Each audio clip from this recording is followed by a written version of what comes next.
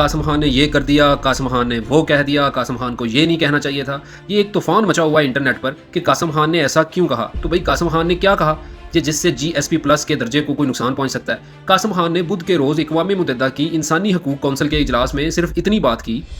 قاسم خان نے بات کرتے ہوئے اپنے والد عمران خان کے حوالے سے بنیادی انسانی حقوق پورے نہ ہونے کے حوالے سے الزام لگایا کہ پاکستان میں انسانی بنیادی حقوق پورے نہیں کیے جا رہے. صرف اس بات پر سوشل میڈیا پر اتنی تنقید کی جا رہی ہے. تو کیا واقعی ہی قاسم خان نے جی ایس پی پلس کے حوالے سے کوئی بات کی یا اس کو ہٹانے کی کوئی بات کی؟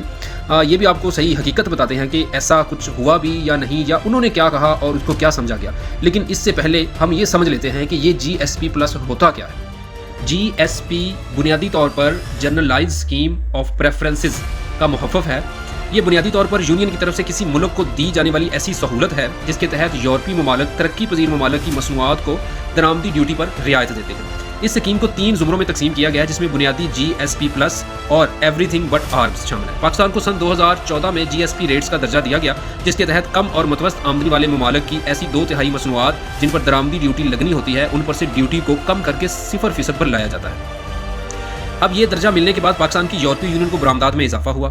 تاہم یہ تجارتی درجہ حاصل کرنے اور برقرار رکھنے کے لیے اس ملک کو چند شرائط پر عمل کرنا پڑتا ہے. وہ شرائط کیا ہیں کہ اگر کسی ملک کو یہ درجہ دیا گیا ہے تو اسے انسانی حقوق، مزدوروں کے حقوق، ماحولیات کے تحفظ اور طرز حکمرانی میں بہتری سمیت 27 بین الاقوامی معاہدوں کا نفاذ کرنا ہوتا ہے. تو یہ ہے جی ایس پی پلس جس کی خلاف ورزی کا اتنا ڈھنڈورا پیٹا جا رہا ہے.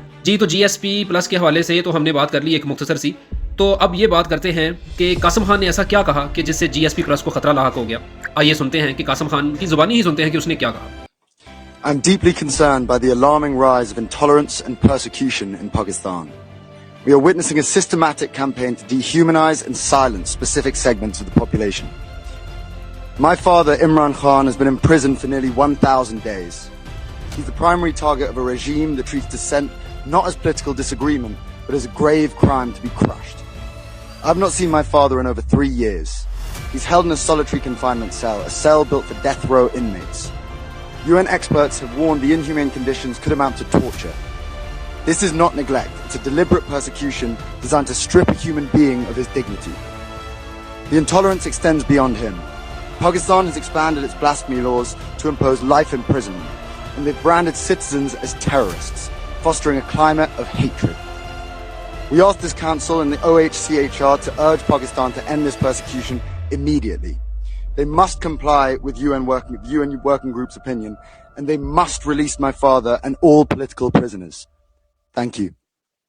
جی تو آپ نے خود سن لیا جو گفتگو قاسم خان نے اقوام متحدہ کی بنیادی حقوق کونسل اجلاس میں کی. اس میں کہیں پر بھی جی ایس پی پلس کے حوالے سے کوئی گفتگو نہیں ہے. اس میں قاسم خان صرف اپنے والد کے بنیادی انسانی حقوق کے حوالے سے بات کر رہا ہے. یہ 1 منٹ اور کچھ سیکنڈز کی ویڈیو ہے جس میں کہیں بھی جی ایس پی پلس کا ذکر نہیں کیا جا رہا. اس ویڈیو کو بنیاد بنا کر سوشل میڈیا پر پاکستان کا حکمران طبقہ، وزراء، مشیر، بیوروکریٹس، پتہ نہیں کون کون یہ ساری تنقید کرنے پہ لگے ہوئے ہیں کہ قاسم خان نے جی ایس پی پلس ختم کرانے کا مطالبہ کیا ہے. لیکن ایسا کچھ بھی نہیں ہے.